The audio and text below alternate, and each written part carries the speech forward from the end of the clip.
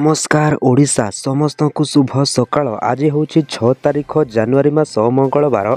आज पाणीपाग अपडेट आसी जाइछे। तेबे आज ठारू राज्य रे पुणी बढ़िबो शीत। रातिर तापमात्रा 2 रु 4 डिग्री पर्यंत बढ़िबार संभावना रहिछे। अभ्यंतरण ओडिशा और दक्षिण ओडिशार अधिकांश स्थान रे थराइबो शीत। पाणीपाग विभाग पक्षरु एमिति आकलन करा जाइछे। आसंता 7 तारीख पर्यंत राज्यर अनेक स्थान रे एही बळी घन कुहुडी रहिबो। एने आकलन करिछे भुवनेश्वर स्थित आंचलिक पाणीपाग विभाग केन्द्र। तेबे जाजपुर नयागढ़ जिल्ला रे सर्वाधिक कुहुडी रहिबो। एने सूचना दिया जाइछे आंचलिक पाणीपाग विभाग पक्षरु। सेहीपरि आसंता 3 दिन धरी रातिर तापमात्रा 2 रु 4 डिग्री पर्यंत खसिबार संभावना रहिछे। तेबे आज पई फुलबाणी बौद्ध अनुगुल सोनपुर बलांगीर टिटलागढ़ नुआपड़ा नवरंगपुर रातिर तापमात्रा 10 रु 12 डिग्री भितर रहिबो। तेबे काली पई फुलबाणी रे 8 डिग्री कोरापुट रे 9 डिग्री बौद्ध और भवानीपाटना रे 10 डिग्री राउरकेला सुंदरगढ़ और झारसुगुड़ा रे 11 डिग्री केन्दुझर ढेंकानाल और मालकानगिरी रे रातिर तापमात्रा 12 डिग्री रहिबार संभावना रहिछे। तेबे किछि दिन हेला राज्यर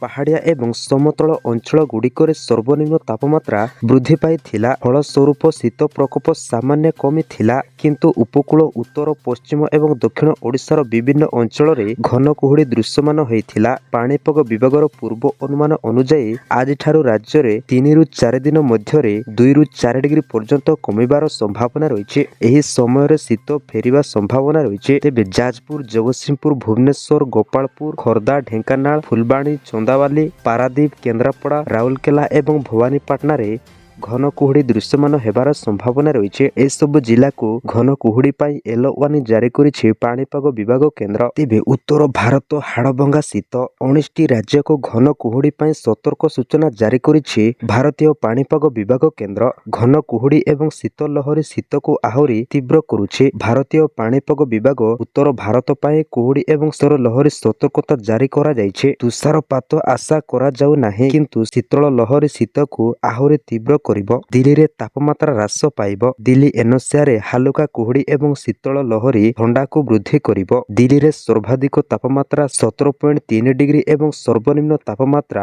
8.2 डिग्री रेकर्ड करा जाइछे। तेबे ओडिशार काश्मीर कहा जाउथिबा दारिंगबाड़ी रे घन कुहुडी जेमिति लोकंकु अस्तव्यस्त करि पकाउछि, जेपरि हाड़भंगा शीतरे थरुछि सारा ओडिशा।